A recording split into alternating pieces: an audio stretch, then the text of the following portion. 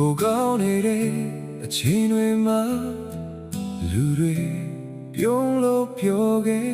ကြတယ်ဒါပေမဲ့တခါလာလေချသွားတဲ့နေမှာတော့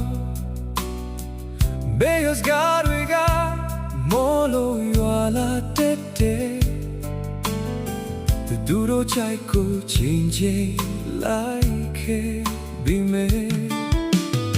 တခါတလေမဖြစ်စီနိုင်တဲ့ခါအချက်ချင်းမဲ့စိတ်ကောက်သွားကြတယ်အဲ့ဒါလောကရဲ့သဘောပဲလားဘဝတစ်လျှောက်လုံးအမှန်တရားကိုစုပ်ကိုင်ထားခဲ့ပေမဲ့တစ်ချိန်ကမှာခဲ့ဘူးတဲ့မတ်ခုက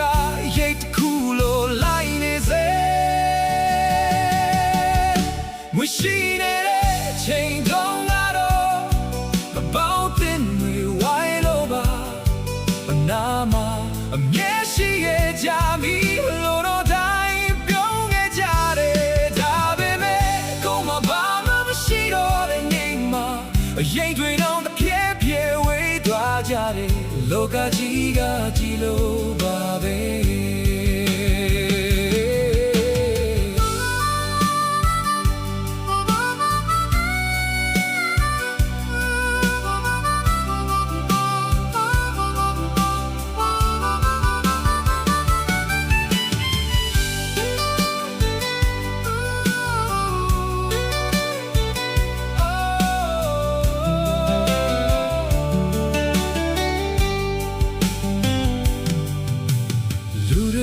စိတ်ကိုနားလေဖို့တခါတလေ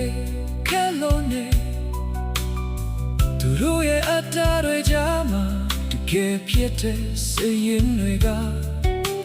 ပျောက်ဆုံးနေတဲ့နောက်ဆုံးတော့အလုံးဟာကိုယ်ထွက်ပဲအတွင်းနေကြတာပါလေခုတော့ကိုကြောင့်ကိုပဲကိုတွေ့မကြည့်တဲ့သူတွေကိုလည်းအပြင်းမတင်တော့ဘူးသိခံခြင်းနဲ့ခွင့်လွတ်ထားလိုက်ပြီဘဝမှာကောင်းဆုံးတဲ့ကြိုးစားရင်အရှိစေရအောင်ပဲဘသူတွေဘလောက်ပဲမကောင်းခဲ့ပါစေကိုယ်ဘက်ကကောင်းနေမှုပဲရေးကြည့်တာပါလို့တလို့အဖြစ်မလာတဲ့ဖြစ်တယ်လို့ပဲအဆက်ရှောင်ရအောင်မယ်အဲ့ဒါကိုဘဝပါပဲကိုဘဝပါပဲလောကကြီးကိုအပြုံးတစ်ခုပဲပြန်ပေးထားလိုက်တယ်နာချင်မှုတွေကိုတော့လေးပြတိုင်းလွင်သွားစေလိုက်ပြီ